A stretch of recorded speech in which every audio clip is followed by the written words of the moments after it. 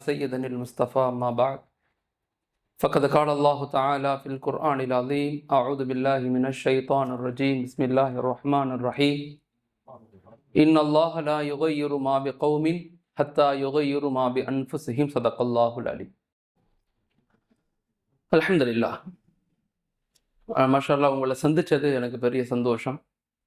அல்லாஹு தாலா நம்முடைய எண்ணங்களை, நம்முடைய செயல்களை, அமல்களை, தான தர்மங்களை ஏற்றுக்கொள்ளணும், கபூல் செய்யணும். எல்லா நிலையிலும் அல்லாஹ்விற்காக, அல்லாஹுடைய ரசூலுக்காக வாழ்ந்து மறையக்கூடிய பாக்கியத்தை அல்லாஹ் எனக்கும் உங்களுக்கும் தரணும். இந்த உலகத்தில் வாழும்போது கண்மணி நாயகம் ஸல்லல்லாஹு அலைஹி வஸல்லம் அவர்களை கனவில் பார்க்கக்கூடிய பாக்கியத்தையும் அல்லாஹ் எனக்கும் உங்களுக்கும் தரணும். இந்த உலகத்தை விட்டு பிரியும் போது அஷ்ஹது அல்லா இலாஹ இல்லல்லாஹ் வ அஷ்ஹது அன்ன முஹம்மதன் அப்துஹு வ ரசூலுஹு என்ற திருக்களிமாவோடு மரணிக்கக்கூடிய பாக்கியத்தையும் அல்லாஹ் எனக்கும் உங்களுக்கும், நம்முடைய குடும்பத்தார்களுக்கும், நம்முடைய வருங்கால சந்ததிகளுக்கும் அல்லாஹு தஆலா ஆக்கி அருளணும்.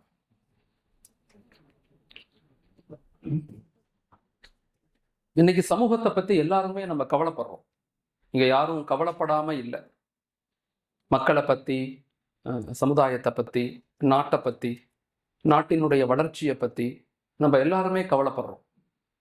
ஆனா அந்த கவலைகள் மட்டும் போதுமா அப்படின்னா பத்தாது. அதோட சேர்ந்து நமக்கு நீண்ட இலக்கு வேணும், தொடர் பயணங்கள் வேணும், கடின உழைப்புகள் வேணும், நேர்மறையான சிந்தனைகள் வேணும். இது எல்லாம் சேர்ந்து இருந்தாதான் நம்மளால ஒரு மாற்றத்தை ஏற்படுத்த முடியும். இல்லைன்னா மாற்றத்தை ஏற்படுத்த முடியாது. வெறுமன இன்னைக்கு ஒன்று பேசி, நாளைக்கு வேற ஒன்று பேசி, நாளை கழிச்சு வேற ஒன்று பேசி எல்லாம் சமூக எழுச்சியை, நாட்டினுடைய வளர்ச்சியை உருவாக்க முடியாது. திரும்ப திரும்ப நாம ஒரே விஷயத்த வேறு வேறு கோணங்கள்ல, வேறு வேறு ஐடியாலஜிக்கல்ல, வேறு வேறு கருத்துக்கள்ல ஒரே விஷயத்த திரும்ப திரும்ப பேசணும். அடுத்த 10 ஆண்டுகள்ல இந்த நாட்டினுடைய வளர்ச்சியில நம்முடைய பங்களிப்பு என்ன? What is our contribution to develop our nation, to build the nation? இந்த நாட்டை வலிமைப்படுத்தணும் அப்படின்னா, இந்த நாடுங்கிறது இது ஒரு ஜனநாயக நாடு. இந்த நாடு பலதரப்பட்ட மக்களை, பலதரப்பட்ட மொழிகளை, கிட்டத்தட்ட 1024 மொழிகள் இங்க பேசப்படுது. 14 பெரிய மதங்கள் இருக்கு, பல கலாச்சாரங்கள் இருக்கு. முதலாவதாக, இந்தியாங்கிறது ஒரு நாடு கிடையாது. இந்தியாங்கிறது ஒரு சப்கான்டினென்ட். இது ஒரு துணை கண்டம். நாட்டுக்கும் ஒரு துணை கண்டத்துக்கும் உள்ள வித்தியாசம் என்னன்னா, ஒரு நாடுங்கிறது ஒரு மொழி, ஒரு இறையாண்மை, ஒரு கல்ச்சர் இருக்கும். இந்தியாங்கிறது அப்படி இல்லை. இந்தியாங்கிறது பல மொழி, பல கல்ச்சர், பல இறையாண்மை, பல நம்பிக்கைகள் கொண்ட ஒரு அற்புதமான நாடு இந்த இந்தியா. இந்த இந்தியாவுடைய வளர்ச்சியில நாம ஒரு பெரும் சுமைகளாக இருக்கக்கூடாது, சொத்துக்களாக மாறணும். We are not liability of India, we are asset of India. இந்த நாட்டினுடைய சொத்துக்களாக நாங்க மாறணும். அரசுகள் மாறும், அரசியல்வாதிகள் மாறுவாங்க. ஆனா இந்த நாடும், இந்த நாட்டினுடைய சட்டங்களும் நமக்குரியது. இந்த நாட்டையும், இந்த நாட்டினுடைய சட்டங்களையும் வலிமையாக மாற்றணும்னா முதலாவதாக நாம வலிமையாக மாறணும். ஒரு பெரும் இலக்குள்ள சமூகமாக மாறணும். அதை கொண்டுதான் ஒரு சமூக எழுச்சியை உருவாக்க முடியும். இல்லைன்னா வருங்கால சமூகத்தை ஒன்று இந்த நாட்டினுடைய அடிமைகளாக விட்டுட்டு போயிடுவோம், இல்லைன்னா இந்த உலகத்தினுடைய மோகங்கள்ல மூழ்கி போன சமூகமாக விட்டுட்டு போயிடுவோம். அப்படி விட்டு போயிடக்கூடாது.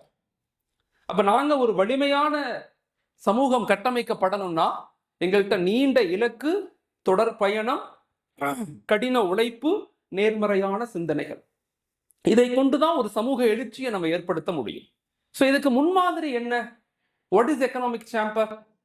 கடந்த 2020 கடந்த 4 வருஷமாக இந்த பொருளாதார கட்டமைப்பு, இந்த எக்கனாமிக் சேம்பருங்கிற இந்த பேர்ல தமிழ்நாடு முழுக்க 34 டிஸ்ட்ரிக்ட்ஸ்ல உங்களை மாதிரி பல பிசினஸ் மேன், கல்வியாளர்கள், சிந்தனையாளர்கள், உலமாக்கள், பொதுமக்கள் எல்லாரும் இணைந்து அவங்கவங்க ஊரை, அவங்கவங்க மண்ணை, அவங்கவங்க மக்களை வலிமையாக எப்படி உருவாக்கணுங்கிற ஒரு கருத்தியலோடு பயணித்து கொண்டிருக்கிறாங்க. So what is economic chamber? Economic சேம்பர்ங்கிறது இது ஒரு கொள்கையோ இல்லை ஒரு இயக்கமோ கிடையாது. இது ஒரு பீப்புள் மூவ்மெண்ட். இது மக்கள் அவங்கவங்க ஊரை பொறுப்பெடுத்து ஒரு வளர்ச்சியின் பாதையில கொண்டு போறணும். இப்ப எப்படிப்பட்ட வளர்ச்சியின் பாதையில கொண்டு போறணும் அப்படின்னு சொன்னா, வளர்ச்சிங்கிறது ஒரு தரப்புல மட்டும் இருக்கக்கூடாது. இஸ்லாமிய சமூகத்தினுடைய தொய்வுக்கு காரணம் என்ன? கடந்த 300 ஆண்டுகளாக நாங்க பின்தங்கிய சமூகமாக இருக்கிறோம். நாட் ஒன்லி ஃபார் இந்தியா, முழு உலகத்திலேயுமே கடந்த 300 ஆண்டுகளாக 1700க்கு பிறகு கொஞ்சம் கொஞ்சமாக நாங்கள் பின்தங்கிய சமூகமாக மாறிட்டோம். எல்லா நிலையிலும், mentally, physically, socially, economically, educationally, politically, எல்லாத்துலேயுமே ஒரு பின்தங்கிய சமூகமாக நாங்கள் மாறிட்டோம். அப்ப இந்த பின்தங்குதலிருந்து நாங்கள் ஒரு வலிமையான கட்டமைப்பை நோக்கி நகர்த்தணும்னா நம்முடைய வளர்ச்சி சராசரியான சமநிலை கோட்பாட்டு வளர்ச்சியாக இருக்கணும், பேலன்சிங் சிஸ்டமா இருக்கணும். கடந்த 300 வருஷமா நாங்க பின்தங்கி போனதனுடைய காரணம் என்ன அப்படின்னு சொன்னா, ஆன்மீகத்துக்குள்ள போனவங்க சமூகத்தை பத்தி யோசிக்கிறது இல்லை. ஆன்மீகத்துல ஈடுபடுறவங்க சமூகத்தை பத்தி பெருசா கவலைப்படுறது இல்லை. சமூகத்துல போய் அரசியல் போராட்டங்கள், இயக்கங்கள் அப்படின்னு போறவங்க தன்னுடைய பொருளாதாரத்தை ஸ்டெபிலிட்டி பண்ணல. இந்த பொருளாதாரம் சம்பாதிக்கணும்னு போனவங்க, சம்பாதிக்கணும், கடை வைக்கணும், பிசினஸ் பண்ணணும்னு போனவங்க தன் பிள்ளைங்களை கல்வியாளர்களாக கட்டமைச்சு கொண்டு வரல. இன்னைக்கு ட்ரெண்ட் என்னன்னா, பிள்ளைங்களை படிக்க வைக்கணும்னு ஆசைப்படுறோம், டாக்டர் ஆக்கணும், இன்ஜினியர் ஆக்கணும், கலெக்டர் ஆக்கணும், பெரும் பெரும் சயின்டிஸ்ட் ஆக்கணும்னு எல்லாரும் விரும்புகிறோம். ஆனால் அடிப்படை தீன சமூக சிந்தனைய நாட்டுப்பட்ட நம்ம கொடுக்கறது இல்லை. அவங்கள கூப்பிட்டு 2 ரூபாய் தொழுவு சொன்னா தெளிவு தெரியல. இந்தியாவுடைய முதல் கல்வி அமைச்சர் யாருன்னா தெரியல. அப்ப நாங்க சமநிலையை இழக்கிறோம். அப்ப ஒரு வளர்ச்சி என்பது 4 புறத்திலிருந்தும் இருக்கணும். ஹஸரத் ரசூலுல்லாஹி ஸல்லல்லாஹு அலைஹி வஸல்லம் நம்முடைய ஆய்வினுடைய இது ஒரு பயான் நிகழ்வு கிடையாது. இது ஒரு கருத்தியல் சார்ந்த ஒரு ஐடியாலஜி. 1446 வருஷத்துக்கு முன்னாடி ஹஸரத் ரசூலுல்லாஹி ஸல்லல்லாஹு அலைஹி வஸல்லம் எந்த கட்டமைப்பை உருவாக்கி அந்த மதீனாவுடைய 10 வருஷத்துக்கு பிறகு திரும்ப அடுத்த 1318 ஆண்டுகள் ஒரு வலிமையான கட்டமைப்பை எப்படி உருவாக்குனாங்க அப்படிங்கிற ஒரு நிதர்சனமான ஆய்வு தான் இந்த ரிசர்ச் பேப்பர். இதுக்கு பேர் இன்டகிரேட்டட் சஸ்டைனபிள் டெவலப்மெண்ட் பிளான். ஒருங்கிணைந்த நிலையான வளர்ச்சி திட்டம் நம்மள்ட்ட இருக்கணும். ஒருங்கிணைந்த நிலையான வளர்ச்சி திட்டம் இருக்கணும். That is called integrated sustainable development plan. இதான் நம்முடைய ரிசர்ச் பேப்பர். இதை மையப்படுத்தி தான் தமிழ்நாடு முழுக்க மாஷா அல்லாஹ் ஒரு பிளான் பண்ணி எல்லா டிஸ்ட்ரிக்டையும் இணைக்கிறோம். எதுக்கு இணைகிறோம் அப்படின்னு சொன்னா, அந்த நாட்டை வலுப்படுத்தணும், இந்த இந்தியாவை உலகத்தினுடைய முன்மாதிரி நாடாக மாற்றணும். தமிழ்நாட்டை இந்தியாவிலேயே ஆல்ரெடி இது நல்ல ஒரு மாநிலம் தான், இதை இன்னும் எப்படி மேம்படுத்தலாம், தமிழ்நாட்டினுடைய வளர்ச்சியில நம்முடைய பங்களிப்பை எப்படி அதிகரிக்க முடியும், ஒரு ஏழைகள் இல்லாத, நோய்கள் இல்லாத, எல்லாரும் சகோதரத்துவத்தோடு எப்படி வாழணும் அப்படிங்கிற ஒரு ஆழமான கருத்தியலை நோக்கி கட்டமைக்கப்பட்டது தான் இந்த ISDP, integrated sustainable development plan அப்படிங்கிறது. சரி, நம்முடைய வளர்ச்சி எப்படி இருக்கணும்? நம்முடைய வளர்ச்சி எப்படி இருக்கணும்? 4 நிலையிலும் வளர்ச்சி அடையணும். நான் முதல்ல சொன்ன மாதிரி, நம்முடைய வளர்ச்சிங்கிறது என் தலை மட்டும் பெருசானா அதுக்கு பேர் வளர்ச்சி இல்லை, என் கால் மட்டும் பெருசானா அதுக்கு பேர் வளர்ச்சி இல்லை, என் கை மட்டும் பெருசானா அதுக்கு பேர் வளர்ச்சி அல்ல. வளர்ச்சி என்பது என்னன்னா, முழு உடம்பும் வளர்ச்சி அடையணும். அப்ப இந்த 4 நிலையிலும் வளர்ச்சி அடையணும் அப்படிங்கிறதா நம்முடைய இலக்கு. ஒன்று ஆன்மீக ரீதியான வளர்ச்சி, சமூக ரீதியான வளர்ச்சி, பொருளாதார ரீதியான வளர்ச்சி, கல்வி ரீதியான வளர்ச்சி. இந்த 4 நிலையிலும் சமூகத்தை வலிமையாக மாற்றணும். இப்ப எப்படி மாற்றணும்னா மக்களுடைய மனநிலைகளை முதல்ல புரிஞ்சுக்கணும். நம்முடைய கோர் இதுதான். நம்முடைய கோர் என்ன? வளர்ச்சி. அந்த வளர்ச்சி எப்படி இருக்கணும்னா இன்டகிரேட்டடா இருக்கணும், ஒருங்கிணைந்த வளர்ச்சி. இந்த ஒருங்கிணைந்த வளர்ச்சினா என்ன? ஆன்மீக ரீதி. ஆன்மீகம்னு சொன்னா அகலாக்க ரீதியாக அறம் சார்ந்த வாழ்வு. அறம் தான் ஆன்மீகம், வேற ஒன்றும் இல்லை. தமிழ் இலக்கியங்கள் மிக அழகாக சொல்லும். தமிழ் இலக்கியங்கள், தொல்காப்பியம்னு ஒரு நூல் இருக்கு. தமிழ் இலக்கியத்தினுடைய அடிப்படையான நூல், இலக்கிய நூல். அது அடிப்படையான இலக்கணங்களும் அதை பத்தி பேசும். அந்த தொல்காப்பியர் ஒரு இடத்துல சொல்லுவாரு, வாட் இஸ் எஜுகேஷன், கல்வி என்றால் என்ன அப்படின்னு சொல்லுவாரு. த டெஃபினிஷன் ஆஃப் எஜுகேஷனை சொல்லுவார். கல்வி அறிவாகி, அறிவு ஒழுக்கமாகி, ஒழுக்கம் அன்பாகி, அன்பு அரணாகி, அரண் அருளாக வேண்டும். That is called education. அந்த அறம் சமூகத்துக்கு போகணும், அடுத்தவங்களை அன்பு செலுத்தணும், விட்டு கொடுத்து போகணும், மன்னிக்கணும், அடுத்தவங்களை ஏற்றுக்கொள்ளணும், அடுத்தவங்களை உயர்வாக பார்க்கணும். நான் வளர்ந்தா மட்டும் பத்தாது, என் கூட உள்ளவங்க எல்லாரும் வளரணும் அப்படிங்கிற மனநிலைக்கு பேரு தான் அறம். அந்த அறம் தான் ஆன்மீகம். அந்த ஈமானிய தொடர்பு நமக்கு வேணும், அந்த அறம் சார்ந்த வாழ்வு நமக்கு வேணும். 2வது நம்முடைய வளர்ச்சி திட்டம்ங்கிறது சமூக கட்டமைப்பு. இந்த சமூகத்தை எப்படி டெவலப் பண்ணி கொண்டு போகணும்? இப்ப அறம் சார்ந்த வளர்ச்சியில நம்முடைய கான்சென்ட்ரேஷன் என்ன? நம்ம எதை நோக்கி பயணிச்சுக்கிட்டு இருக்கோம்? நான் சொல்றது எல்லாம் உடனே உங்களுக்கு புரிஞ்சிடாது. நான் ரொம்ப மெதுவாக தான் சொல்றேன். கொஞ்சம் உள்வாங்க முயற்சி செய்யுங்க. ஓகே, இப்போ அறம் சார்ந்த வளர்ச்சி அப்படிங்கிறது 4 விதமான திட்டம் நம்மள்கிட்ட வேணும். ஒன்று, குழந்தைகளை அன்பாளர்களாக, பண்பாளர்களாக, ஒழுக்கம் உள்ளவர்களாக சமூகத்தில் உருவாக்க நாங்கள் முயற்சிக்கணும். அடுத்த 10 வருஷத்துல ஆய்வுகள் சொல்லுது என்ன நடக்க போகுதுன்னா, அடுத்த 10 வருஷத்துல நம்முடைய ஜெனரேஷன் 4 விதமான ப்ராப்ளத்தை எதிர்கொள்ள போறாங்க. ஒன்று, கல்ச்சரல் டிக்ளைன், கலாச்சார சீர்கேடு இன்னைக்கு அதிகரிக்கும். கல்ச்சரலி நம்முடைய பிள்ளைங்க, பெண்கள், குழந்தைகள் எல்லாம் பாதிக்கப்படுவாங்க. ட்ரக்ஸ் பயன்படுத்துறது 24% ட்ரக்ஸ் தமிழ்நாட்டு இளைஞர்கள் பயன்படுத்துறாங்கன்னு ஆய்வு சொல்லுது. பொனோகிராஃபிக் அசிங்கமான படங்கள் பார்க்கறது, இதெல்லாம் நம்ம நினைப்பதை விட மோசமான உலகம் நகர்ந்து போய்கிட்டு இருக்கு. இப்ப இந்த குழந்தைகளை எப்படி அறம் சார்ந்த, ஒழுக்கம் சார்ந்த, ஆன்மீகம் சார்ந்த ஒரு இணைப்ப குழந்தைகளுக்கு எப்படி கொடுக்க போறோம்? நிறைய படிச்சிருக்கிறாங்க, ஆனா அன்பாளர்கள் இல்லை. அறிவு நிறைய ஆயிடுச்சு, அன்பு செலுத்தக்கூடியவங்க இல்லை. படிச்சவங்க அதிகமாயிட்டாங்க, மக்கள் மீது இரக்கம் காட்டக்கூடியவங்க குறைஞ்சுக்கிட்டே இருக்கிறாங்க. இப்ப குழந்தைகள் மீது இதை ரொம்ப ஆழமாக கொடுக்கணும். அப்ப நம்முடைய குழந்தைகள் எதிர்கொள்ளக்கூடிய பிரச்சனை என்ன? கல்ச்சுரல் டிக்ளைன், கலாச்சார சீர்கேடு. 2வது, ஒழுக்கம் சார்ந்த சீர்கேடு. 3வது, அணுகுமுறை சார்ந்த சீர்கேடு. அப்பாட்ட எப்படி நடக்கணும், டீச்சர்ஸ் எப்படி நடக்கணும், பெரியவங்கள்ட்ட எப்படி நடக்கணும், ஒரு ஏழையை பார்த்தா எப்படி நடக்கணும், ரோட்ல ஒரு பெக்கர்ஸ் வந்தா எப்படி நடந்துக்கணும் அப்படிங்கறத நம்ம குழந்தைகளுக்கு சொல்றதுக்கு பள்ளிக்கூடங்கள் இல்லை, சொல்றது இல்லை. படிக்கணும், எதுக்கு? சம்பாதிக்கணும். படிக்கணும், லைஃபை என்ஜாய் பண்ணணும். நல்லா தெரிஞ்சுக்கங்க, நம்ம குழந்தைகள்கிட்ட சொல்லணும், இந்த உலகத்தை அனுபவிக்கிறதுக்கு மட்டும் அல்ல, இந்த உலகத்தை பாதுகாக்க வேண்டிய பொறுப்பு நமக்கு இருக்கு. இந்த உலகத்தை பாதுகாக்கணும் நம்ம. எல்னினா லானினான்னு சொல்றாங்க எக்காலஜில. எல்னினா லானினா அப்படின்னா என்னன்னா, வெயில் அடிக்கிற இடத்துல மழை பெய்யுது, மழை பெய்யுற இடத்துல வெயில் அடிக்குது. பூமியில இருக்கக்கூடிய ஆக்சிஜனுடைய லெவல் 21% இருந்து 19% மாறிடுச்சு. கார்பன் டை ஆக்சைடு 0.4 இருந்து 1.2% அதிகமாயிருச்சு. அந்த சூட்டினுடைய காரணமாக பனிப்பாறைகள் உருக ஆரம்பிக்குது. பூமியில வானத்திலிருந்து வரக்கூடிய அந்த சூரியனுடைய ஒளிக்கதிர்கள் பூமியில பட்டு திரும்ப ரிஃப்ளெக்ட் ஆகி வெளியே போகும். ஆய்வுகள் என்ன சொல்லுது? 90% ரிஃப்ளெக்ட் ஆகலங்கிறான். அவ்வளவு பூமி சூடாகுது. இதெல்லாம் நம்ம குழந்தைகளுக்கு சொல்லிக் கொடுக்கணும். மரம் வளர்க்கணும், மலைகளை பாதுகாக்கணும், நீரை பாதுகாக்கணும், மண்ணை பாதுகாக்கணும். இதை பத்தி பெற்றோர்கள் பேசணும். தட் இஸ் கால்ட் அறம். அதுக்கு பேர் தான் அறம், அதுக்கு பேர் தான் ஒழுக்கம்.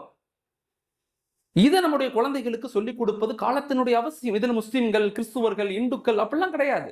அறம் இங்க எல்லாத்துக்கும் வேணும். அறம் ஒருபோதும் தோக்காது, அறம் ஒருபோதும் தோக்காது, தீமை ஒருபோதும் வெல்லாது. அப்படிங்கிறத நம்ம குழந்தைகளுக்கு கொஞ்சம் கொஞ்சமா கொடுக்கணும். தட் இஸ் கால்டு அறம் சார்ந்த வளர்ச்சி. அது ஆண்கள், பெண்கள், குழந்தைகள் எல்லாத்துக்கும் கொடுக்கணும். இது முதல் நம்முடைய திட்டம். 2வது திட்டம் என்னன்னா, சமூக கட்டமைப்பு.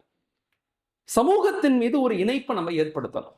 அதான் நம்முடைய 2வது மிக முக்கியமான ஒரு பகுதி, சமூகத்தினுடைய வளர்ச்சி.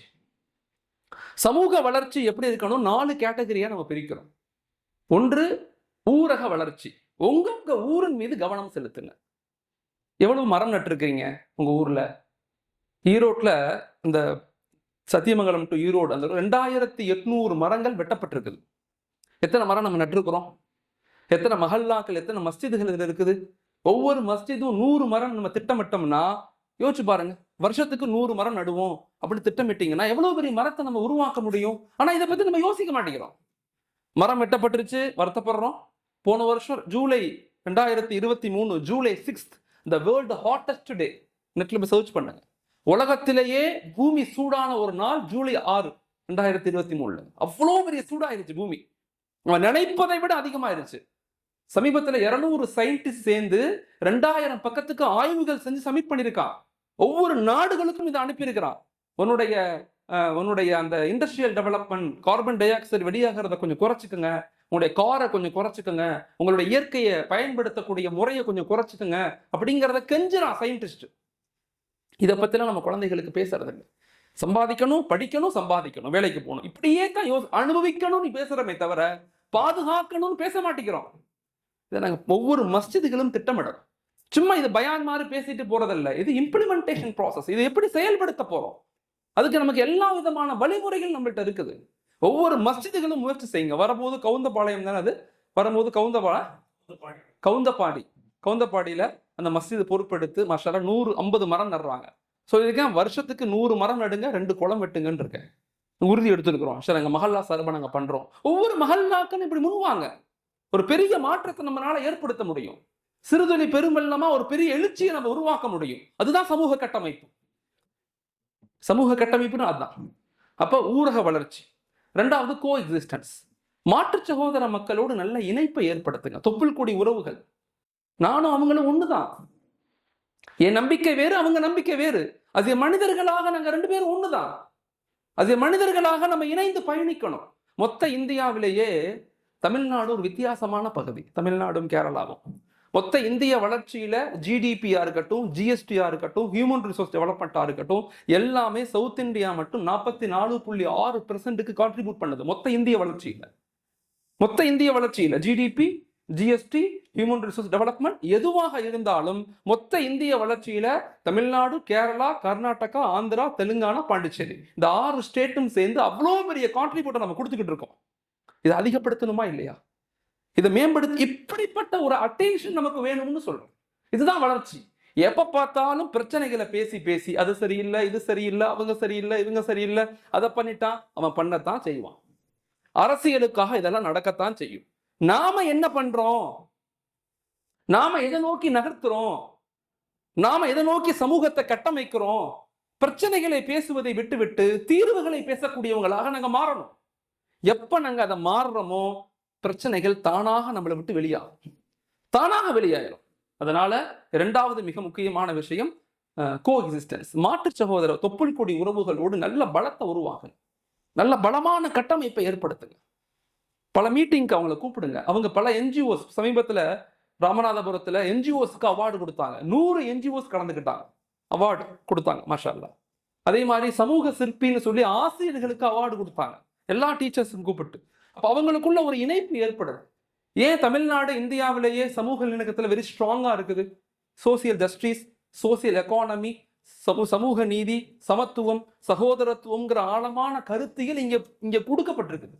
இதை நம்ம ஜெனரேஷனுக்கு கொண்டு போய் சேர்க்க வேண்டிய பொறுப்பு நமக்கு இருக்குது. விட்டுறக்கூடாது, இதை விட்டுறக்கூடாது. அதனால கோ எக்ஸிஸ்டன்ஸ், சமூக கட்டமைப்புல அந்த ஒன்றிணைந்து செயல்படக்கூடிய மனப்பான்மையை உருவாக்கணும். 3வது சமூக கட்டமைப்புல மிக முக்கியமானது CCC, கோஆபரேஷன் அண்ட் கோஆர்டினேஷன். நம்மள மாதிரி யாரெல்லாம் செய்யறாங்க, நம்மள மாதிரி யார் மரம் நடுறா, யார் குளம் வெட்டுறா, யார் மருத்துவத்துக்கு உதவி செய்யறா, யாரு இங்க காம்படிட்டர் கிடையாது யாருமே. நல்லா தெரிஞ்சுக்குங்க. இந்த உலகம்ங்கிறது எப்படி இயங்குதுன்னா, அவங்கவங்களுக்கு ஒரு டிசைர் இருக்கும், ஆசை இருக்கும், அவங்கவங்களுக்கு ஒரு எண்ணம் இருக்கும், அவங்கவங்களுக்கு ஒரு கொள்கை நோக்கம் இருக்கும். அதை நம்ம யாரும் மாற்ற முடியாது. எனக்கு பிடிச்சது உங்களுக்கு பிடிக்கணும்னு அவசியம் இல்லை, உங்களுக்கு பிடிச்சது எனக்கு பிடிக்கணும்னு அவசியம் இல்லை. ஆனா நம்ம 2 பேரும் சேர்ந்து பயணிக்கிறதுல என்ன ப்ராப்ளம்? உளவியல்ல ஒரு பாடம் இருக்கு, கருத்து முரண் கருத்து பகைன்னு சொல்லி. கருத்து முரண் கருத்து பகை. கருத்து முரண் அப்படிங்கிறது இருக்கத்தான் செய்யும். எனக்கு பிடிச்ச டீ, எனக்கு டீல தோசைக்கு சட்னி தொட்டு பிடிக்கிறது எனக்கு பிடிக்கும். என் ஒய்ஃபுக்கு தோசையில டீ ஊத்தி சக்கரை போட்டு திம்பாங்க, அது அவங்களுக்கு பிடிக்கும். அதுக்காக நான் அவங்க இப்படிப்பட்டவங்க நினைக்க முடியாது. எனக்கு அது பிடிக்கணும்னு அவசியம் இல்லை, அவங்களுக்கு பிடிச்சது தப்பும் கிடையாது. இந்த கருத்து முரண் இருக்கும், ஆனா இந்த கருத்து பகையாகாம பார்த்துக்கணும். இங்க பிரச்சனை என்னன்னா, கருத்து முரணெல்லாம் கருத்து பகையாக மாறிடுச்சு. நாங்க 2 பேரும் பேசுறது இல்லை. கூப்பிட்டு நீ கேட்டா நான் சொல்றேன், எனக்கு பிரியாணி பிடிக்கும், எனக்கு பிடிக்கும்னு தெரிஞ்சு வேணும்னே அவர் பிரியாணி சாப்பிடாம இருக்காரு, அதனால எனக்கு அவர் பிடிக்கல. 90% பிரச்சனை இப்படித்தான் நடக்குது. இப்ப இதை புரிஞ்சுக்கணும். இங்க யாருக்கும் காம்படிட்டர் கிடையாது, இங்க யாருக்கும் போட்டியாளர்கள் கிடையாது. 70-30 ஒரு ஃபார்முலா இருக்கு. 70-30 ஒரு ஃபார்முலா. எப்படி 80-20 ஒரு ஃபார்முலா இருக்கும், அதே மாதிரி 70-30 ஒரு ஃபார்முலா இருக்கு. என்னன்னா, வாழ்க்கையில உங்களுக்கு என்ன பிடிச்சிருக்கோ அதை நீங்க செய்யுங்க, அதுக்கு 70% நேரம் கொடுங்க. உதாரணத்துக்கு இவர் மருத்துவம் பார்க்கிறார் ஏழைகளுக்கு, இவர் கல்விக்கு உதவித்தொகை கொடுக்கிறார், ஓகே, இல்லை இவர் மதரசா நடத்துறார், இவர் ஸ்கூல் நடத்துறார். இவர் பண்றது இவருக்கு பிடிக்காது, இவர் பண்றது அவருக்கு பிடிக்காது, 2 பேரும் சேரவே மாட்டாங்க. அப்படி இருக்கக்கூடாது. இப்ப மருத்துவம் பார்க்கறவங்க என்ன செய்யணும்னா, 70% தன் நேரத்தை மருத்துவத்துக்கு கொடுக்கணும், அதை விட்டு வந்துடக்கூடாது.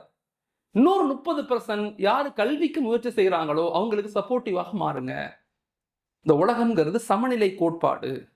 இங்க எல்லாமே வேணும், எல்லாமே நடக்கும், எல்லாமே இருக்கும் அப்படிங்கிற ஒரு மனநிலை நமக்கு வந்துருச்சுன்னா நமக்குள்ள அந்த கோ எக்ஸிஸ்டன்ஸ், நம்ம அந்த கோஆபரேஷன், அந்த கோஆர்டினேஷன், ட்ரிபிள் சிங்கிறது வெரி டஃப்பாக கரெக்டாக திட்டமிட்டு உருவாக்க முடியும்.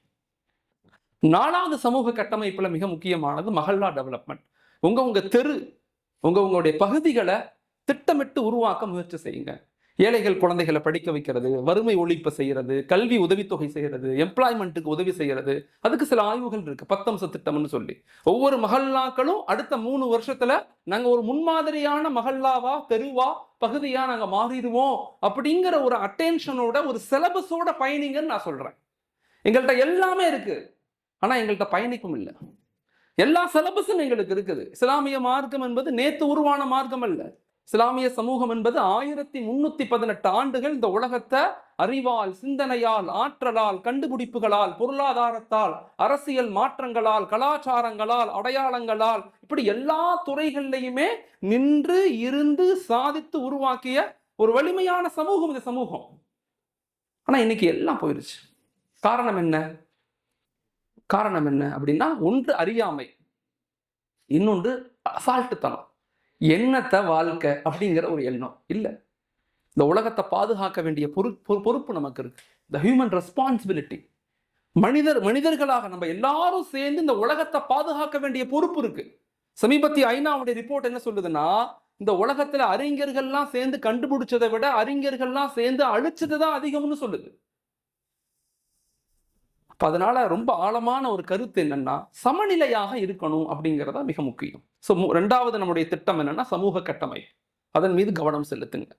1 அறம் சார்ந்த வாழ்வியல், ஆன்மீகம் சார்ந்த வாழ்வியல், அதுல கவனம் செலுத்தணும்.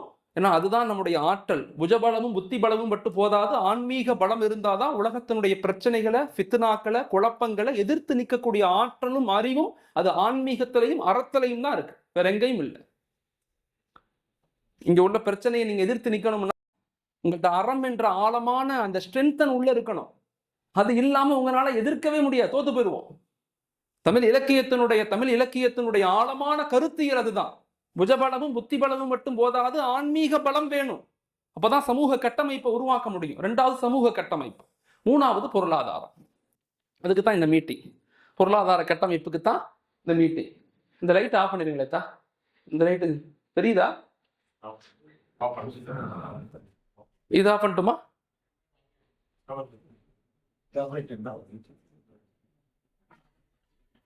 இப்ப தெரியும்ல, தெரியுதா? ஓகே. இது இந்த பாடம் என்னன்னா, பிசினஸ்ல தமிழ் முஸ்லிம்கள், தமிழர்கள் பிசினஸ்ல காலங்காலமாக நம்ம ஒரு வலிமையான மக்கள். தமிழ்நாடு மற்றும் கேரளா இந்த பகுதிங்கிறது பிசினஸ்ல காலம் காலமாக நம்ம வலிமையாக இருந்துகிட்டே இருக்கிறோம். பிசினஸை பொறுத்தவரையும் நம்ம 4 கேட்டகரியா ஒர்க் பண்றோம். நம்முடைய திட்டம் 4 திட்டம், எல்லாத்துலயுமே 4 பகுதியா இருக்கும். பிசினஸை பொறுத்தவரை நம்முடைய திட்டம் 4 பகுதி. 1 கனெக்ட் த பீப்புள், மக்களை எல்லாம் கனெக்ட் பண்ணணும். இப்போ இங்க வந்திருக்கீங்கன்னா போகும்போது ஒருத்தவங்க இன்னொருத்தவங்களை தெரிஞ்சுக்கங்க. ஒருத்தவங்க என்ன பிசினஸ் பண்றீங்க, நீங்க என்ன செஞ்சுக்கிட்டு இருக்கீங்க, உங்க இலக்கு என்ன, எதை நோக்கி பயணிக்கிறீங்க, உங்க புள்ள என்ன படிக்கிறாங்க, உங்க ஃபியூச்சர் பிளான் என்னங்கிறதெல்லாம் ஷேர் பண்ணுங்க. இப்போ சமீபத்தில் நான் இந்த பக்கத்து தஞ்சாவூர் பகுதியில் ஒரு இடத்துல நான் மீட்டிங்கில் கலந்துக்கிட்டேன். அங்கே ஒரு சாதாரண மனிதர், அவர் 10க்கு 10 ஒரு செல்ஃபோன் கடை வச்சுருந்தார், சின்ன கடை. இது மாதிரி மீட்டிங்கில் 2 மீட்டிங் 3 மீட்டிங் கலந்துக்கிட்டே இருந்தார். இப்போ சமீபத்தில் நான் கேட்டேன், என்ன பிரதர் எப்படி போயிட்டு இருக்கு? நான் ஒரு 5 கடை வச்சுட்டேன். இப்போ திருவாரூரில் வச்சுருக்கேன், தஞ்சாவூரில் வச்சுருக்கிறேன், கும்பகோணத்தில் வச்சுருக்கேன், என்னுடைய பிரான்ச்சஸ் 5 இடத்துல ஓப்பன் பண்ணிட்டேன், ரொம்ப அற்புதமாக போயிட்டு இருக்கு மாஷா அல்லாஹ் அப்படின்னு சொன்னார். எப்படி சாத்தியம்? ஆனால் நீங்கள் பேசுகிறத கேட்டுக்கிட்டே இருந்தோம். 2வது இங்கே வரக்கூடிய மக்களோட இணையும் போது எங்களுக்கு ஒரு பெரிய தொடர்பு ஏற்பட்டுச்சு, கனெக்ஷன்ஸ் ஏற்பட்டுச்சு. அந்த கனெக்ஷன் மூலமாக 10க்கு 10 வச்ச கடையை நான் கொஞ்சம் பெரிய கடையாக பஸ் ஸ்டாண்டுக்கு பக்கத்தில் கூட வந்த ஒரு நபர் செப்பல் கடை வச்சுருந்தாரு. அவர் சொன்னார், என் பக்கத்து கடை வாடகைக்கு இருக்கு, கேட்டு பாருங்கன்னு சொன்னார். நான் போய் கேட்டு பார்த்தேன். மாஷா அந்த கடை வாடகை கிடச்சிச்சு. அங்கே நல்ல பிஸ்னஸ் போணுச்சு. அந்த கடையை டக்குன்னு மற்ற இடங்கள்ல உருவாக்குறதுக்கு எனக்கு வாய்ப்பு கிடச்சிச்சு. இப்போ கனெக்ட் த பீப்புள் அப்படிங்கிறது மிக முக்கியம். இப்போ இந்த மாதிரி மீட்டிங்க்கு வந்ததின் நோக்கம் என்னன்னா, சும்மா அவங்க பேசுறதை கேட்டுட்டு போயிடுறது இல்லை. மாறாக இதன் மூலமாக நான் என்ன வளர்ச்சி அடைந்தேன், தனி மனிதனாக என்னிடத்துல என்ன மாற்றம் ஏற்பட்டுச்சு, என் ஃபேமிலியில என்ன மாற்றம் ஏற்பட்டுச்சு, என்னுடைய பிஸ்னஸ்ல என்ன மாற்றம் ஏற்பட்டுச்சு, என்னுடைய சமூகத்துல மஹல்லாக்கள்ல என்ன மாற்றம் ஏற்பட்டுச்சு, நான் யாரை உருவாக்குனேன், இந்த கருத்தை எத்தனை பேர்த்திட்ட நான் பேசினேன், இந்த கான்செப்ட் இஸ் நெவர் டை. நான் இன்னைக்கு பேசிட்டு போயிடுவேன், ஆனால் அந்த கருத்தை நீங்க உள்வாங்கினீங்கன்னா ஒவ்வொருத்தவங்களும் 1000 பேர்த்திட்ட பேச முடியும், ஒவ்வொருத்தவங்களும் 1,00,000 பேர்த்திட்ட போய் சேர்க்க முடியும். கருத்துக்களை பகிர்ந்து கொண்டே இருங்க. செல் யுவர் ட்ரீம். உங்களுடைய கனவுகளை பகிர்ந்து கொடுங்க மக்கள்கிட்ட. சில நேரங்கள்ல நீங்க உள்வாங்குனதை விட உங்கள்கிட்ட கேட்கிறவங்க இன்னும் அதிகமா உள்வாங்குவாங்க. இன்னும் மிகப்பெரிய ஒரு டீமை உருவாக்குறதுக்கு, மிகப்பெரிய சமூக கட்டமைப்பை உருவாக்குறதுக்கு வாய்ப்புகள் கிடைக்கும். அதனால மிக முக்கியமானது கனெக்ட் த பீப்புள். 2வது ட்ரெயின் த பீப்புள். பிசினஸை பொறுத்தவரை 2வது நம்முடைய கான்செப்ட் என்னன்னா ட்ரைனிங். இது மாதிரி ட்ரைனிங் கொடுத்துக்கிட்டே இருக்கணும். எம்ப்ளாயி கொடுக்கணும், மேனேஜ்மெண்ட் கொடுக்கணும், எல்லாத்துக்குமே ட்ரைனிங் கொடுத்துக்கிட்டே இருக்கணும். பயிற்சிகள் எடுத்தவர்கள் மட்டும்தான் வளர்ச்சிகளை நோக்கி போக முடியும். கற்றுக்கொண்டவர்கள் மட்டும்தான் சமூகத்தை கட்டமைக்க முடியும். கற்றுக்கொள்ளாம நீங்க இருந்துட்டீங்கன்னா எந்த நிலையிலும் மாற்றத்தை ஏற்படுத்த முடியாது. கற்றுக்கிட்டே இருங்க, நாலேஜை இம்ப்ரூவ் பண்ணிக்கிட்டே இருங்க. அதுதான் சார் அழகா இங்க பேசினா, கற்றுக்கொண்டே இருங்க. கற்றுக்கொள்றவர்கள் மட்டும்தான் வளர்ச்சியின் பாதையில போக முடியும்னு சொன்னாங்க. ஒவ்வொருத்தவங்களும் இங்க வந்து பேசுறாங்கன்னா சாதாரணமாக வந்து பேச மாட்டாங்க. அவங்க அதுக்கு பின்னாடி பெரிய ரிசர்ச் இருக்கும், ஆய்வு இருக்கும், நிறைய புத்தகங்கள் படிச்சிருப்பாங்க, நிறைய பேர்த்தினுடைய ஆர்டிக்கலை ரெஃபர் பண்ணியிருப்பாங்க, கருத்துக்களை உள்வாங்கியிருப்பாங்க, அதை கோர்வை செஞ்சிருப்பாங்க. அதை தான் உங்களுக்கு வந்து எக்ஸ்பிளைன் பண்றாங்க. அதை உள்வாங்கும் போது நீங்க கொஞ்சம் ஆழமா உள்வாங்கிங்க. 2வது ட்ரெயின் த பீப்புள். 3வது ஹலால் ஃபண்டிங். தொடர்ந்து ஒரு வருஷம், 2 வருஷம், 3 வருஷம் பயணிக்கும் போது யாராருக்கு என்னென்ன தேவைகள் இருக்குதோ, சின்ன சின்ன பிசினஸுக்கு தேவைங்கிறத நம்ம வச்சு கொடுக்கலாம். அதுக்கு உண்டான முயற்சிகளும் செஞ்சுக்கிட்டு இருக்காங்க. அது வந்து ஒவ்வொரு டிஸ்ட்ரிக்டும் ஒரு மாறுபடுது. ஒவ்வொரு டிஸ்ட்ரிக்டும் அதற்கான முயற்சிகளை வேற வேற மாதிரி செஞ்சுக்கிட்டு இருக்காங்க. மாஷால். 4வது எம்ப்ளாய்மெண்ட். வேலை வாய்ப்புகள் எப்படி பகிர்ந்து கொடுக்கப்படும். இப்போ நம்மள்ட்ட இருக்கிறவங்க நிறைய பேர் ஃபாரின்ல இருக்காங்க. ஒரு கடை வச்சவங்க 5 கடை 6 கடை வச்சிருவங்களாம் நிறைய பேர் இருக்கிறாங்க. பிரான்ச்சஸ் டெவலப் ஆகும். ஏன்னா நீங்க கேட்க கேட்க கேட்க கேட்க உங்களுக்கு நாலேஜ் உங்களை அறியாமலே இம்ப்ரூவ் ஆகும். உங்க மேனேஜ்மெண்ட்ல எப்படி நடந்துக்கணும், உங்க அக்கௌண்ட்ஸை எப்படி ஃபாலோ பண்ணுவீங்க, உங்களுடைய பீப்புள் மேனேஜ்மெண்ட் எம்ப்ளாயிஸை எப்படி நடந்து கொள்ளுவீங்க, உங்களை அறியாமையே நீங்க இம்ப்ரூவ் ஆயிருவீங்க. நாலேஜினுடைய பெரிய ரகசியமே அதுதான். கேட்பதனுடைய ரகசியமே என்னன்னா, உங்களை அறியாமையே நீங்க ஒன்று சேர ஆரம்பிப்பீங்க. நீங்க அறியாமையே ஒரு டீமா ஃபார்ம் பண்ணுவீங்க. உங்களை அறியாமையே அடுத்த கட்டத்துக்கு நகர்ந்து போவீங்க. அது எப்ப நடக்கும்னா, இது போன்ற மீட்டிங்ல கலந்து கொள்றதுனால தான் நடக்கும். ஸோ இதான் நம்மளுடைய பிசினஸ் டெவலப்மெண்ட்டுடைய அடிப்படை. தமிழ் மக்கள், முஸ்லிம்கள், முன் சென்ற முன்னோர்கள் இந்த பிசினஸ எந்த ஐடியாலஜியில அவங்க வளர்ச்சியின் பாதையில இருந்தாங்கிறத என்னுடைய ஒரு சின்ன ஆய்வாக நான் இதை சப்மிட் பண்ணியிருக்கேன். அடுத்து வாங்க. முக்கியமான 4 கம்யூனிட்டிஸ், மிக முக்கியமான 4 கம்யூனிட்டிஸ் இருக்கிறாங்க. இவங்க 4 பேருமே ஒரு பெரிய வளர்ச்சியின் பாதையில போறாங்க. மிக முக்கியமான ஆழமான ஒரு ரிசர்ச் பண்ணி சமூகத்துல ஒரு பெரிய இடத்துல இருக்கிறாங்க. முதலாவதாக ஜூஸ் பிசினஸ் நெட்வொர்க், JBN சொல்லி உலகத்துல உள்ள எல்லா நாடுகள்லையும் இவங்க கம்பெனிஸ் இருக்கும், இவங்க ஷேர்ஸ் இருக்கும். எல்லா நாடு இவங்க ஒரு 5 பேர் சேர்ந்து ஆரம்பிச்சதுதான் JBN. வெறும் 5 பேர், 5 மெம்பர்ஸ். 1948 2ஆம் உலக போருக்கு பின்னாடி இஸ்ரேலுங்கிற நாடு கட்டமைக்கப்பட்ட பிறகு ஆரம்பிக்கப்பட்ட JBN அப்படிங்கிறது தான், ஜூஸ் பிசினஸ் நெட்வொர்க் தான். மஷாலா இன்னைக்கு உலகத்துல உள்ள எல்லா தொழில்கள்லையுமே, எல்லா பிசினஸ், எல்லா ஷேர்ல இவங்க தான் முன்ன இருப்பாங்க. இல்ல இதுல பயிற்சி பெற்றவங்க அங்க போவாங்க. எந்த அளவுக்குன்னா, இஸ்ரேல்ல வந்து ஒரு பிகாம் படிக்கிறீங்க, எக்கனாமிக்ஸ் படிக்கிறீங்கன்னா இவங்க வந்து $5,000 கொடுக்குறாங்க ஒரு வருஷத்துல. அந்த ஒரு வருஷத்துல அந்த ஒரு டீம் 2 பேர் 3 பேர் ஒரு ஸ்டார்ட் அப் பிசினஸ் மாடலை கொண்டு வந்து கொடுப்பாங்க. அதுல உருவானதான் பிரிட்டானியா உருவானுச்சு, அதுல உருவானதான் டைரி மில்க் உருவானுச்சு. நிறைய கம்பெனிஸ் இங்க இருந்து ஃபார்ம் பண்ணப்பட்டது தான். அந்த ஆய்வை எடுத்து பார்த்தா ரொம்ப பெரிய ஆச்சரியமா இருக்கு. JBN ஆய்வை பார்த்தா எந்த அளவுன்னா, அந்த ஹிப்ரு மொழியை எப்படி கட்டமைச்சாங்க. இவங்க பிசினஸ் மட்டும் உதவி செய்யற, எல்லாத்துக்கும் பெரிய சப்போர்ட் பண்றாங்க. ஹிப்ரு மொழி வந்து 1947க்கு முன்னாடி அந்த மொழி வந்து அப்படியே அழிஞ்சு போச்சு. நிலையில ஏற்படும் போது இஸ்ரேல் கட்டமைக்கப்பட்ட பிறகு ஒரு தனிநபரால் இந்த மொழி திரும்ப உருவாக்கப்பட்டு ஒவ்வொரு வீடுகளிலும் ஹிப்ரு தோரா கொடுக்கப்பட்டு இன்னைக்கு ஹிப்ரு மொழி பேசுறவங்க மட்டும்தான் பொலிட்டிஷியனாக மாற முடியும். உங்க நாட்டில் அரசு அதிகாரத்துக்கே போக முடியும். அந்த அளவுக்கு இவங்க உருவாக்குனதுக்கு மிக முக்கியமான காரணம் இந்த JBN சொல்லுவாங்க. அதே மாதிரி மார்வாடிஸ் பத்தி உங்களுக்கு தெரியும்.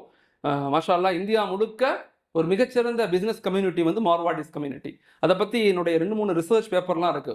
முக்கியமா மார்வாடிஸ் எப்படி பிசினஸ் பண்றாங்க, அவங்களுடைய ஃபைனான்சியல் பிளான் எப்படி இருக்குது, குறிப்பாக அவங்க ஃபேமிலி மெயின்டெனன்ஸ் எப்படி பண்றாங்க, அதுதான் அவங்களுடைய மிகப்பெரிய ஸ்ட்ரென்தன்.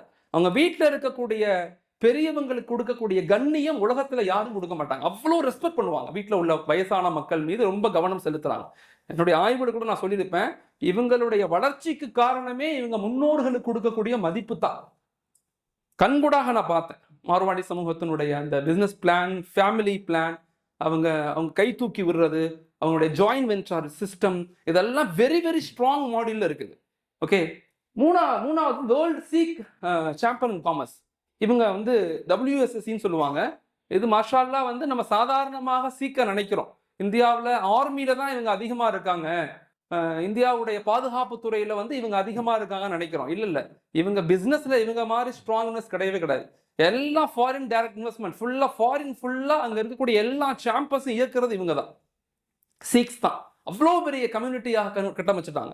எந்த சீக்ஸையும் பிச்சைக்காரன்னு நீங்க பார்க்க மாட்டீங்க, எந்த சீக்ஸும் இருக்க முடியாது. அந்த அளவுக்கு இவங்க வெரி வெரி ஸ்ட்ராங் மாடியில உருவாக்கி ஒரு சிஸ்டம் பண்ணி அதை நோக்கி நகர்ந்து போய்கிட்டு இருக்காங்க. நாலாவது நம்ம ஊர்ல இருக்கக்கூடிய நாடார் கம்யூனிட்டி, நம்முடைய நாடார் சமூகம். 40 வருஷத்துக்கு முன்னாடி தொட்டா தீட்டு பாத்தா தீட்டுன்னு இருந்த நாடார் சமூகம் இன்னைக்கு தமிழகத்துல மட்டும் 2834 ஸ்கூல் உருவாக்கியிருக்காங்க. ஈரோட்டில் எத்தனை ஸ்கூல் இருக்கு, எத்தனை காலேஜஸ் இருக்கு, எத்தனை பெண்களுக்காக கல்லூரி வச்சிருக்கிறோம், சத்தியமங்கலத்தில் எத்தனை இருக்கு, போடியில எத்தனை இருக்குது, யோசிச்சு பாருங்க. நீங்களே யோசிச்சு பாருங்க. இவங்களுடைய கம்யூனிட்டி ஃபார்மேஷன் சிஸ்டம் எந்த அளவுக்கு ஒரு இலக்கை நோக்கி நகர்றாங்க. இவங்களுடைய மீட்டிங்ல சமீபத்தில் எங்க புத்தகம் ஒன்று இருக்கு, கருப்பா காவியமா நாடார் சமூகத்தின் வரலாறுன்னு ஒரு புத்தகம் இருக்கு. வாய்ப்பு இருந்தா எடுத்து படிச்சு பாருங்க. நான் சமீபத்தில் இவங்களுடைய ஃபேமிலி மீட்டிங்ல கலந்துக்கிட்டேன். அப்ப என் கூட இருந்த சரவணகுமார், ஒரு கவர்மெண்ட் அஃபீஷியல், அவர் சொன்னாரு, அஹ்மத், உங்க சமூகம் பின்னோக்கி போயிருச்சுன்னு நீங்க சொல்றீங்க, இதை விட மோசமாக இருந்தவங்க நாங்க. ஆண்கள் செருப்பு போடக்கூடாது, பெண்கள் மேலாடை போடக்கூடாது, தோல்ல துண்டு போடக்கூடாது, உயர்ஜாதி மக்களுடைய தெருக்கள்ல நடக்கக்கூடாது, அப்படித்தான் நாங்க இருந்தோம். கடைக்கு போய் காசு கொடுத்து டீ வாங்கினா அந்த காசை கழுவி தான் கல்லால போடுவாங்க, எங்களுக்குன்னு தனி கிளாஸ் இருக்கும். ஆனா இன்னைக்கு மொத்த இந்தியாவுடைய வளர்ச்சியில 50% காரணம் நாடார் சமூகம். இந்தியாவிலேயே டொனேஷன் அதிகமாக கொடுக்கிறது சிவநாடார், ஹஸ்ஸியலுடைய சிவநாடு. இந்தியாவிலேயே அதிக டொனேட் பண்றக்கூடிய ஆள் அவர் தான். இந்தியாவிலேயே டாட்டாவை விட, அம்பானியை விட, லட்சுமி மிட்டாலை விட, எல்லாத்த விட ஹை ப்ரொஃபைலா இருக்கக்கூடியவர் சிவநாடார். எப்படி உருவானாங்க? இவங்களுடைய கட்டமைப்பு என்ன, சிஸ்டம் என்ன, இவங்களுடைய இணக்கம் என்ன, எப்படி ஃபேமிலி டெவலப்மெண்ட், ஒவ்வொரு ஃபேமிலியும் கட்டமைச்சாங்க. அப்ப சொன்னார் அவரு, எங்க சமூகத்தினுடைய வளர்ச்சிக்கு காரணம் எங்க தாய்மார்கள், எங்க பெண்கள் தான். கடந்த 40 வருஷமா அதிகாலை 4 மணிக்கு எழுந்திருப்பாங்க. 4 மணிக்கு எழுந்திரிச்சு பிள்ளைங்களை எழுப்பி படிக்க வச்சு பக்கத்திலேயே உட்காருவாங்க. சொன்னார் ஒரு சரவணகுமார், சொன்னாரு, அகமது, எங்க அம்மா அப்பாவுக்கு படிக்க தெரியாது, ஆனா எங்க 2 பேரும் என் பக்கத்துல உட்கார வச்சுட்டு படிக்கணும்னு பக்கத்திலேயே உட்கார்ந்து இருப்பாங்க. டிவி விட்டு தட்டுமா, படி. நான் புக்கை விரிச்சு உட்கார்ந்தே இருப்பேன், அவங்களுக்கு எழுத படிக்க தெரியாது, பக்கத்துல உட்கார்ந்து படிங்கன்னு சொல்லுவாங்க. திரும்பி எங்க ஸ்கூலுக்கு அனுப்புவாங்க. எங்க அப்பா வேலைக்கு போவாரு, எங்க அம்மாவும் வேலைக்கு போனாங்க, கல்லு உடைச்சு தான் என்னை படிக்க வச்சாங்க. மதியம் 3 மணிக்கெல்லாம் வந்துருவாங்க. நாங்க வர்றதுக்கு வந்து திரும்பி சாப்பாடு கொடுத்து இரவு 8 மணிக்கெல்லாம் தூங்க வச்சிருவாங்க. திரும்பி காலைல 3 மணிக்கு எழுப்பி விடுவாங்க. எங்க வீட்டுல எத்தனை மணிக்கு நைட்டு தூங்குறோம்? மனசுல கை வச்சு பாருங்க, எத்தனை மணிக்கு தூங்குறோம்? 10 மணி, 11, 12 மணிக்கு தூங்குறோம். 12 மணி. உலகத்திலேயே அதிகாலை எழுவது ஃபரலாக்கிய ஒரே சமூகம் இஸ்லாமிய சமூகம். காலைல 4:30 மணிக்கு எழுந்திருக்கிறது எங்க மேல ஃபரல், 5 மணிக்கு எழுந்திருக்கிறது ஃபரல், செந்திரிச்ச கட்டாய கடமை, ஆனா செய்யறதே இல்லை. யோசிச்சு பாருங்க, எப்படி சமூகத்தை வளர்க்க முடியும், எப்படி சமூகம் கட்டமைக்க முடியும்? முடியாது.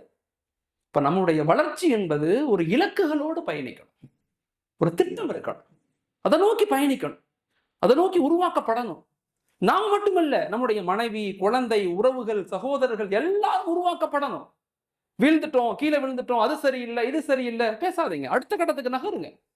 மாஷா அல்லாஹ், இப்ப நகர்றோம், அது அடுத்த கட்டத்துக்கு நகர ஆரம்பிக்கணும். மாஷா அல்லாஹ்னு சொல்லி இப்ப போன வருஷம் 2023 UPS ரிசல்ட் வந்து 51 முஸ்லிம்கள் பாஸ் பண்ணியிருக்காங்க.